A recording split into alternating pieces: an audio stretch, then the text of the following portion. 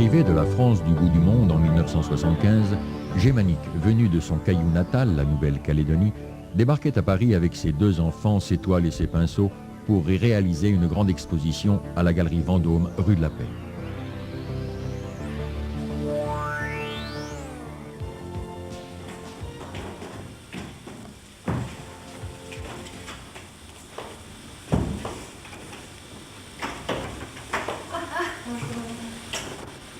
Bonjour mon cher. Ça s'est bien passé ton salon? Très bien.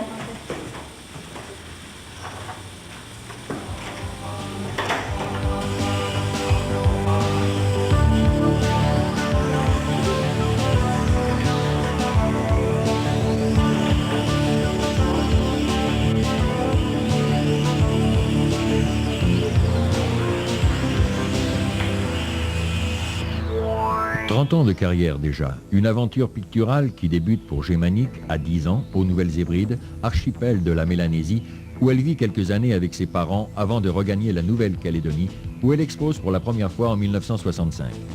En 1969, lors de sa 2e exposition à Nouméa, où 100 toiles sont vendues en quelques jours, le consul honoraire du Japon en Nouvelle-Calédonie lui propose d'exposer au pays du soleil levant.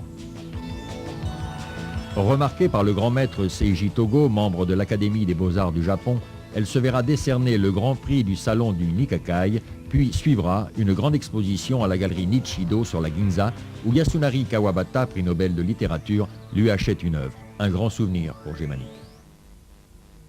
Le Japon, c'est une aventure fantastique, la découverte évidemment d'un pays merveilleux et surtout être reçu par un très grand maître de l'Académie des Beaux-Arts du Japon, c'est un événement dans la vie de l'artiste que j'apprécie, surtout lorsqu'il vous dit « Peignez le plus possible dans votre vie et laissez autant le temps de dire où sont vos chefs-d'œuvre. » Après son exposition à la Galerie Vendôme, tout s'accélère pour Germanique.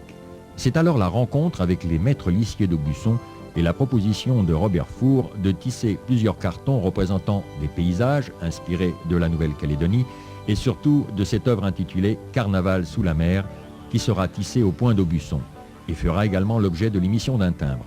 Privilège pour l'artiste dont les tapisseries sont vendues dans le monde entier. De 1983 à 1993, Germanique reçoit les récompenses les plus prestigieuses. Parmi les plus importantes, citons la médaille d'or à Metz, médaille vermeille de la ville de Paris, mérite féminin japonais, médaille vermeille de la courtoisie française, médaille vermeille arts, sciences et lettres. À noter également la récente parution d'un très bel ouvrage, Vibrations océaniennes, consacré à la vie de l'artiste.